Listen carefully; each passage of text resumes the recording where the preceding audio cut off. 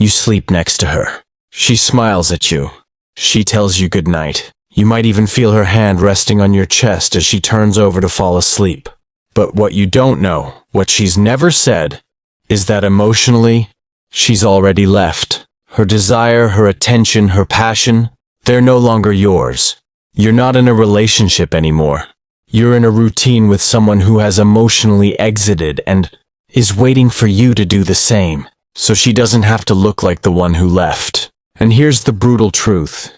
You still think it's just a rough patch, a misunderstanding. Maybe she's going through something, right?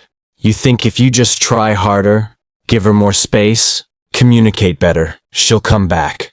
But no, she's not confused. She's choosing. She just hasn't said it yet, and she won't say it. Not directly. Not unless she's forced to.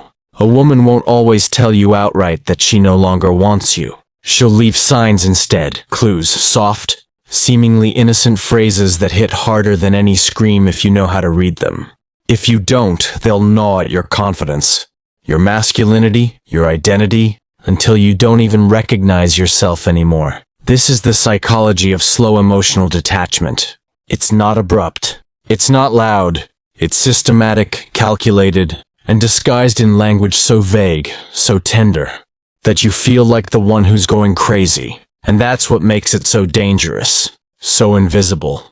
Today, I'll break it down into 5 parts. This first part focuses on the real psychology behind female emotional detachment, and the first 2 of the 7 most dangerous phrases a woman says when she's already checked out, but still wants to keep the security of your presence. This isn't to make you angry at women. This is to help you reclaim your clarity, your self-worth, your power. Because if you keep ignoring the signs, you won't just lose her, you'll lose yourself. Phrase number 1. I feel disconnected, but I don't know why. On the surface, it sounds like vulnerability. It sounds spiritual, as if she's going through a personal transition that has nothing to do with you. But don't be fooled. When a woman says she feels disconnected, it's because she's already started connecting elsewhere, emotionally or physically. That phrase is not the beginning of something going wrong. It's the end already in motion. And you likely missed the first 10 steps. You probably heard her say it and assumed you had done something wrong. Maybe you started working too much. Maybe you weren't emotionally available enough. Maybe you weren't planning date nights. You interpreted her distance as a problem you could fix. But that's the trap. Because the truth is, she knows exactly what she's disconnected from. She's disconnected from your energy, your presence, your essence as a man. She no longer feels magnetized by you. Your touch doesn't ignite her anymore. Your voice doesn't steady her anymore. Your presence doesn't inspire her anymore. But she can't just say that. She can't tell you, you don't excite me anymore. Because then she has to own that truth. Instead, she cloaks it in a phrase so abstract it leaves you guessing. And that's the point. If you're guessing, then she's not guilty. She's just figuring things out. But she's not. She's already crossed the mental line. Her fantasies, her emotional investment are no longer with you. She just hasn't left physically yet. And this is important. When a woman tells you she feels disconnected, but she doesn't know why, she's lying. Not because she's evil, because she's avoiding. She knows exactly why. She just doesn't want to say it, because saying it would mean facing her betrayal. Not just of you, but of the commitment, the history, the promises made. So instead, she makes it about confusion, spirituality, personal growth, anything that allows her to leave without guilt. And here's where most men make their fatal mistake. They try harder. They go on a mission to fix the disconnect. They plan date nights. They start being more present. They cook dinner. They watch her favorite shows. They try to re-spark what's already been extinguished. But what they don't realize is, they're no longer the man she wants to feel connected to. Because once a woman feels a man no longer has the emotional gravity that drew her in, that absence creates a vacuum, and someone else eventually fills it. Maybe it's someone at work. Maybe it's a fantasy. Maybe it's an ex. It doesn't matter. The truth is, if she's already disconnected, the moment you try to win her back, you're no longer leading. You're reacting. and that means you're already losing. The right response to "I feel disconnected" is not fixing. It's clarity. It's facing the reality head on. And having the courage to ask the harder question, are you still choosing me? If the answer is vague, distant, or emotional fog, you already have your answer, and pretending you don't is how you betray yourself. Phrase number 2. I need time for myself. This one hits hard because it sounds mature, respectable, like personal growth. And yet, behind this seemingly noble request lies one of the most common exit strategies women use when they've already begun emotionally investing in someone else. Let's get this clear. When a woman says she needs time, she's not heading into a monastery. She's not hiking into the woods with a journal and a flask of tea to find herself. She's creating space to test the waters of another reality, one that doesn't include you. It doesn't always mean she's physically cheating, but it almost always means her attention, her mental fantasies, her longing, have moved on. What she really wants is freedom without confrontation. She wants to open the door to another man while keeping you as a fallback. And many men let her. Why? Because she asked for time in a respectful way. They say yes. They say take what you need. They wait. But while they're waiting, she's living, testing, comparing, and slowly deleting you from her heart. This is the trap of emotional passivity. The man who agrees to time apart is often trying to be understanding. He believes that patience is love. But in this context, patience is surrender. And surrender never attracts desire. It attracts pity. So what does a strong man do when he hears that phrase? He doesn't argue. He doesn't beg. He doesn't whine. He says, take all the time you need. But know this, you don't get to come back. I'm not a placeholder. I'm not a second option. You're either in or you're out. Because if she's really going to find herself, it shouldn't require your emotional sacrifice. And if she needs time to be with other men, or explore life without you, then that's not a woman who values the bond. That's a woman who values her options. Don't wait for someone who's already walking away. Don't confuse space with sabotage. If she needs time for herself, give her the gift of full separation, not the illusion of freedom while you stay emotionally imprisoned. When emotional detachment begins, it doesn't wear a warning sign. It wears a soft tone, familiar gestures, even a smile. The betrayal isn't loud, it's slow, quiet, strategic. It doesn't scream in your face. It looks you in the eye and lies through a phrase you've heard 1,000 times. Only now it feels different. In part 1, we uncovered the meaning behind the phrases. I feel disconnected, but I don't know why. I need time for myself. Now we move into 2 more destructive lines. Phrases that aren't just red flags, but open confessions in disguise. These lines come after desire has begun to fade, but long before a woman admits it directly. These are the psychological tools she uses to maintain emotional control, moral high ground, and your confusion, all while leaving you slowly. Let's begin. Phrase number 3. Not everything has to be physical. This is the justification of emotional retreat. It doesn't show up in the early stages of love. It's not something you hear when she's attracted to you, excited by you, moved by your presence. It comes after the emotional current has shifted. It comes when her eyes no longer light up when you walk in the room, when kisses have become routine or worse, obligatory. And yet, instead of being honest and saying, I don't want you anymore, she hides behind what sounds like spiritual maturity. She makes it about you. About your supposed superficiality, about how you always want sex, about how you should care about more than just that. But here's what you must understand.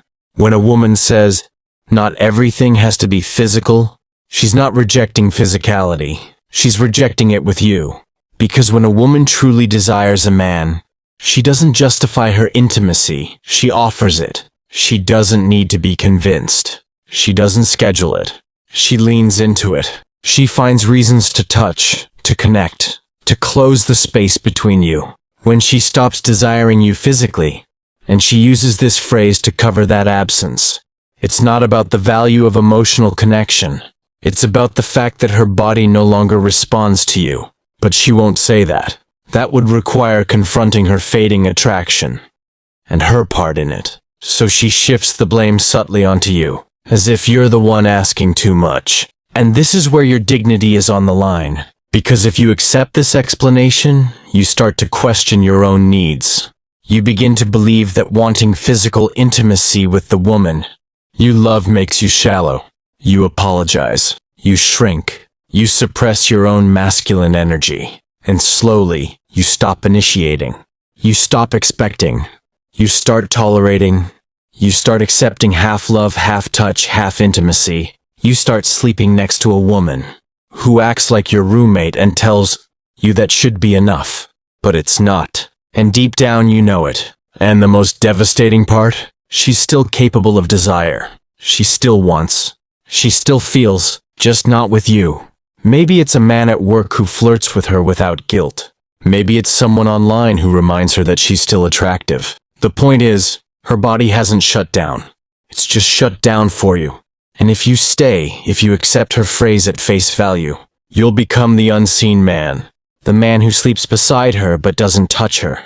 The man who cooks, pays bills, takes care of the house, but no longer feels like a lover. You'll be emotionally neutered, and you'll think it's your fault. It's not. So what do you do when you hear, not everything has to be physical? You don't explain. You don't argue. You don't apologize for having desire. You look her in the eye and say, I agree. But if you no longer want me physically, I deserve the truth, not a cover story. Because you are not a monk. You are not her brother. You are her man, or you're nothing at all. And if she's already shut that door, then you must have the self-respect to walk away before your masculinity is drowned in quiet rejection. Phrase number 4, you've changed too. Now we move into the blame phase. This phrase is not designed to repair. It's designed to justify. You could be the same man she once adored, the same provider, protector, partner. But when she starts saying this, what she's really doing is creating a narrative that explains her disinterest, without having to look like the villain.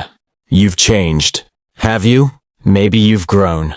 Maybe you've been exhausted by her coldness. Maybe you've become more stoic, more reserved, more focused on work, because the relationship hasn't felt safe to express yourself in for months. That's not the kind of change she's referring to. When she says you've changed, she's not looking at you. She's pointing at herself, without admitting it. Because she has changed. She no longer feels what she used to feel. She no longer wants what she used to want. She no longer sees you as the man she did before. But to admit that would require accountability. It would require honesty. It would require her to say, I've changed, and I don't desire you anymore. But that's too brutal, too raw, too honest. So she shifts the narrative. You've changed too. Now it's mutual. Now you're part of the reason. Now it's complicated. And here's the danger. If you accept that phrase, you'll go into repair mode. You'll start proving yourself. You'll try to go back to who you were. You'll start bending, adjusting, apologizing for things that aren't even your fault. And the more you do that, the more she loses respect for you. Not because you're not trying, but because you're trying too hard to win back someone who's already gone. She's not telling you you've changed to build a bridge. She's telling you so that if she cheats, if she leaves, if she emotionally withdraws, you'll be the one who feels guilty. You'll be the one who pushed her away. You'll be the one who didn't make her feel understood. Don't fall for it. The correct response to this line isn't to defend yourself. It's to stand tall and say, yes, I've changed. I've grown. And part of that growth is no longer tolerating emotional manipulation disguised as concern. That ends the game. That shifts the frame. That reminds her, you are not a man who accepts guilt just because someone doesn't have the courage to tell the truth. A woman doesn't disappear all at once. She slips away silently, piece by piece. Not with screams, but with sighs. Not with breakups, but with bedtime silence. The bed is still shared. The meals are still made. Her name still shows up on your phone. But emotionally, spiritually, and psychologically, she's already left. If you don't learn to recognize the signs, you become the last one to know. The one who's still trying, while she's already building a new life in secret. In part 2, we uncovered the manipulation behind. Not everything has to be physical. You've changed too. Now we're moving into her final stages of detachment. These next 3 phrases are how she keeps up the illusion of presence while preparing her exit. They're the emotional anesthesia she uses to deaden your instincts. But if you're awake, if you pay attention, you'll see the truth in the timing, in the tone, in the withdrawal behind the words. Let's dive into it. Phrase number 5. I don't want to talk right now. I'm tired. This might be the most common phrase in the disconnection playbook. It sounds innocent, reasonable even. Everyone gets tired. But that's not what this is about. This isn't about exhaustion. It's about avoidance. Let's look at the context. You've felt things are off lately. She seems distant, colder, different. So one night, maybe after dinner or in bed, you decide to ask, is something wrong? You're trying to connect, to understand, to bridge the growing distance. And what do you get in response? I don't want to talk right now. I'm tired. And with that phrase, the door shuts. The message she sends is clear. Your concern, your intuition, your emotional needs are not important enough right now. Not because she's physically drained, but because she's emotionally unavailable. For you. But here's the thing. She's not tired with everyone. She's not tired when her phone lights up with a message from someone she wants to talk to. She's not too drained to smile. When she's texting a coworker she's secretly excited about, she's not too exhausted to scroll through Instagram at 1 a.m. She's tired with you, because you remind her of what she wants to escape. And her tiredness is not fatigue, it's emotional shutdown. The same way someone avoids a painful truth by turning away instead of facing it. And if you let her get away with this phrase night after night, you begin to silence yourself. You start thinking maybe you're being too needy. Maybe now isn't the right time. Maybe tomorrow. But tomorrow never comes. Because she isn't planning to talk later. She's already rehearsing your absence in her mind. So what do? You don't whine. You don't beg. You don't sit there with puppy eyes waiting for her energy to come back. You respond with calm strength. What you're tired of isn't life, it's us. And if that's true, be honest. Don't hide behind fatigue to avoid truth. Then you let silence do its work. Not passive silence, but masculine silence. The kind that says, I will not chase what's leaving me. Because a woman respects a man who speaks truth, more than one who tolerates quiet betrayal. Phrase number 6. I don't know what's going on with you. This one is trickier. It's a phrase that flips the script. It makes you the enigma, the problem, the one who's acting differently. She might even say it with a soft voice, almost as if she's confused or worried. But beneath it lies a calculated emotional move. Displacement of guilt. She's not confused. She knows exactly what's happening. She's losing interest. She's either attracted to someone else or fantasizing about a different life. She's drifting away internally, but she wants to act like it's your energy that changed. This line is a subtle psychological trap. It makes you pause, doubt yourself, wonder, wait, am I being cold? Am I acting differently? Did I cause this? And just like that, she removes the spotlight from her own emotional absence and puts it on you. Now you're explaining yourself. Now you're trying to figure you out. Now you're apologizing for a shift she caused. And here's where men fall deeper. They mistake this phrase for emotional curiosity. They believe she's reaching out, wanting to connect, wanting to understand. But she's not. She's preparing her defense. Because later, if things explode, she can say, I tried. I asked him. I was confused. I wanted to make it work. Meanwhile, she's already imagining life without you. The worst part of this phrase? It seduces your emotional vulnerability. It pulls you in, only to keep you on trial. You'll talk. You'll explain. You'll try to be understood. But it's not connection she's looking for. It's justification for her detachment. So what's the move? You hold frame. You reverse the mirror. You say, I know exactly what's going on with me. The question is, are you willing to be honest about what's going on with you? And then silence. You don't comfort. You don't fix. You let her sit with the weight of her own truth. Because if you don't, she'll continue rewriting the narrative to make you the unstable one. Phrase number 7. I love you, but I'm not in love with you. This is the final act. It's the closing line of a woman who's already emotionally packed her bags. It's soft, poetic, tragic, and deadly. It sounds like affection, but it's not. It's a farewell letter dressed in compassion. I love you. Translation. I care about you enough not to hurt you directly, but I'm not in love with you. Translation. I no longer desire you and I want to be free. But she won't say it like that, because I love you, but I'm not in love with you, allows her to escape without guilt. It makes it sound like something she can't help, as if love were a force that just disappeared one day. But love doesn't die like that. Desire doesn't die like that. It's not passive. It fades when it's neglected, or when it's redirected towards someone else. This phrase is emotional euthanasia. She doesn't want to fight. She doesn't want you to argue. She wants you to accept it, to mourn silently, to let her go without consequence. And too many men fall into the trap. They respond with, let's work on it. What can I do? I still love you. Isn't that enough? But it's not. Because this phrase isn't a request to try again. It's an announcement that she's already left. Maybe not physically, but definitely emotionally, probably sexually, possibly even spiritually. So how do you respond? With calm, final clarity? You say, then don't love me, because I wasn't born to be tolerated. I wasn't born to be remembered fondly. I was born to be chosen fully. And if I'm not that anymore, I'm done. No tears, no pleading, no chasing.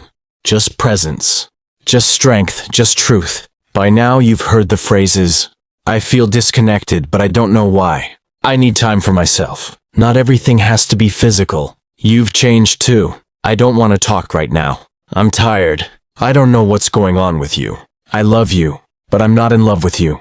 Each one is a subtle step in her emotional withdrawal, a quiet, camouflaged exit strategy. But now the question turns to you, not her. You! Because if you're reading this, it means some part of you already knows. Something's been off. The connection's been unspoken. The energy has shifted. Her words have stopped matching her eyes. And that's where most men get stuck. Not because they don't see it, but because they keep waiting for clarity that's never coming. So here's the hard truth. If you need her to spell it out for you, you're already losing yourself. Because the most dangerous form of heartbreak is the one that doesn't explode. It erodes, slowly, silently, while you pretend things are fine. So let's talk about what you do now. 1. Stop chasing closure from someone who's already closed. She's not going to give you the truth. She's going to give you delays, confusion, soft lies, spiritual-sounding exits. Why? Because most women don't want to feel like villains. They want to disappear gently, without being called out. They want to keep their hands clean. So they'll keep you emotionally invested while they fade. And the worst thing you can do is beg for clarity. Can we talk again? Please just tell me what I did wrong. Do you still love me? Be honest. That kind of pleading doesn't win her back. It just gives her more control. It confirms what she already suspects. You'll stay available, even when she's not. So stop chasing closure from someone who's already gone inside. Her silence is her message. Her delay is her decision. Her coldness is your answer. You don't need her to declare the ending. You need to own it. 2. Reclaim your frame. A woman may lose attraction. That's reality. But how you respond to her detachment defines everything about who you are. If you try to fix it with approval-seeking, over-apologizing, or becoming hyper-emotional, you confirm her reason for leaving. Because deep down, she doesn't want a man who needs her to validate his worth. She wants a man who can walk when respect leaves the room. So stop reacting. Stop explaining yourself. Stop being emotionally available to someone who's withdrawn hers. Start returning to your center. Get back in the gym. Turn down her mixed signals. Speak directly, short, clear. Take long, silent walks with yourself. Reconnect with brothers who tell you the truth, not what comforts you. You don't reclaim a woman's respect by trying harder. You reclaim your own by walking with purpose again. If she senses that you've recentered your life around your mission instead of her confusion, it forces a shift. Not always reconciliation, but definitely recalibration. Because now you're no longer asking for love. You're living like a man who knows what love looks like and refuses anything less. 3. Don't let her stay in the gray. The gray is her playground. It's where she says things like, I just need time. I'm confused. I still care about you. I'm just not sure what I want. The gray is not indecision. It's emotional cowardice. It's her way of buying time while exploring options, without accountability. And here's what happens if you let her stay in the gray. You get breadcrumbed. You get just enough affection to keep hoping. You become emotionally domesticated, obedient, available, uncertain. So what's the move? Force clarity. Say, I care about you, but I don't do halfway. If you're in, be in. If you're out, don't linger. I won't stay in emotional limbo just to make you comfortable. This isn't about being cruel. It's about ending the illusion. Because until you break the gray, you'll be waiting for someone who's already chosen to leave, but won't admit it. 4. Choose dignity over proximity. This is the final test. Most men fail here. They'd rather stay near a woman who no longer loves them than be alone and respected. They confuse proximity with connection. They think, if I stay close, maybe she'll come back. If I'm patient, maybe she'll feel it again. She won't. Because no woman desires a man who tolerates emotional neglect. She may appreciate your loyalty, but she'll lose all attraction to your lack of self-respect. So here's the hardest truth of all. It's better to walk away and let her feel the absence of your presence than to stay and become invisible while you're still there. If she comes back, fine, but only if it's with clarity, desire, and full presence. Anything less is disrespect, and you weren't made to be someone's safe backup plan. You were made to be fully chosen, or not at all. 5. Final words, from survival to standard. This isn't about revenge. It's not about teaching her a lesson. It's about returning to yourself. Every time you accept half-love, you teach your nervous system that this is your ceiling. You condition your heart to survive on breadcrumbs. You become numb, exhausted, bitter, but you can rise again.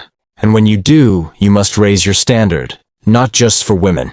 For yourself. You walk differently when you know the signs. You don't beg. You don't linger. You don't tolerate confusion dressed up as care. You become the man who speaks truth, who walks when he's not seen, who doesn't need to be validated because he already lives in alignment with his value. And that man, he never has to chase again. He never waits in the gray again.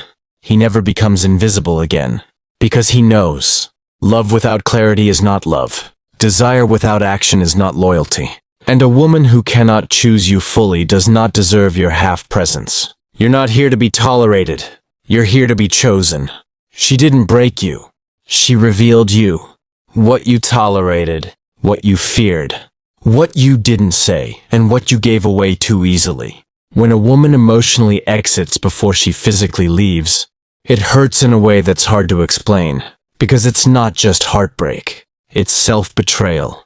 It's the moment you realize you saw the signs but stayed silent. You felt the distance but stayed available. You heard the soft lies but swallowed them like they were facts. And now, standing at the end of it all, you're left with two choices.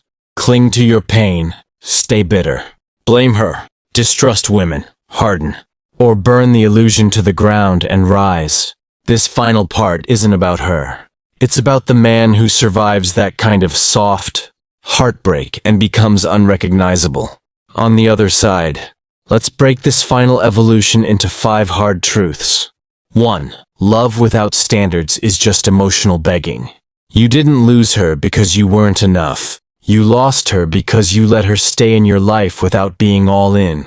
Read that again. Men often confuse loyalty with passivity. They think being steady, being patient, being forgiving will eventually win her back. But if a woman can emotionally mistreat you without consequence, she doesn't feel safer, she loses respect. Because standards are what separate a man. She leans on from a man she leans away from. In other words, if she can pull away, disrespect you, and still keep access to you, she doesn't need to leave. She already has the freedom she wanted. Your pain came from tolerating what should have ended earlier. That changes now. 2. Silence isn't strength if you're swallowing truth. A lot of men pride themselves on being stoic. They don't complain. They stay strong. They hope she'll notice their pain without having to speak it. But here's the reality. Silence can be strength. Or it can be emotional cowardice. You thought she would come back if you gave her space. You thought staying calm would win her respect. You thought not bringing it up would avoid conflict, but what it actually did? It made her feel alone in your presence. It told her, this man either doesn't notice I'm pulling away, or doesn't care enough to call it out. That's not strength. That's self-abandonment. So in your next relationship, you don't stay quiet. You speak truth early. You don't accuse, but you don't avoid.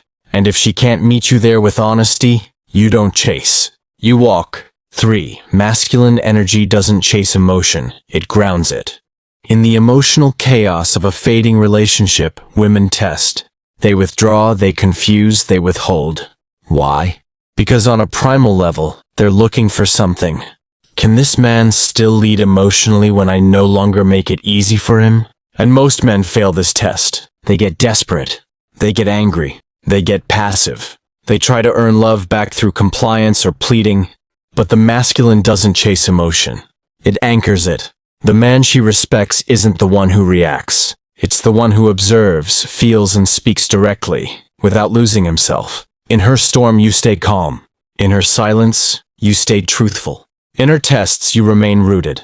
Not cold, not distant, but clear. 4. Closure isn't given, it's taken. Let's be honest. She's probably not going to explain herself. She might ghost. She might breadcrumb. She might come back just enough to stir the embers. But the kind of closure you really want, the honest confession, the full truth, the emotional apology, it almost never comes. And the longer you wait for it, the more power you give away. So here's what real men do. They create closure. They say the thing she never expected. You don't need to explain. I see the truth now, and I'm not angry. I'm done. And in that moment, you take back every ounce of self-respect she slowly eroded. Because closure is not an answer from her. It's a decision by you. 5. Your next chapter has no room for half-love. Let this be your new vow. No more maybes. No more women who are unsure. No more chasing someone who needs space every time things get real. Because from this moment forward, your life has a higher standard. You don't need a perfect woman. But you demand honesty. You require desire matched with action. You accept conflict, but not confusion. You don't stay in someone's life if you're not being fully chosen. You don't repeat cycles. You don't romanticize red flags. You don't beg for affection when your presence is the gift. From burned to born. You've been through the fire. Now it's time to rise from it. You are not the man who stays broken. You are the man who sees it all, learns it fast, and never returns to the version of himself who tolerated less than he deserved. Let her leave. Let the confusion burn off. Let the silence echo. Because what returns from this, if you do the work, is not just a man who survived heartbreak. It's a man who is finally impossible to ignore, because he no longer ignores himself. You're not here to be liked. You're here to be respected. You're not here to beg for connection. You're here to build a life so full of truth. She either rises to meet you or gets left behind. This is the end of her emotional exit, and the beginning of your emotional return.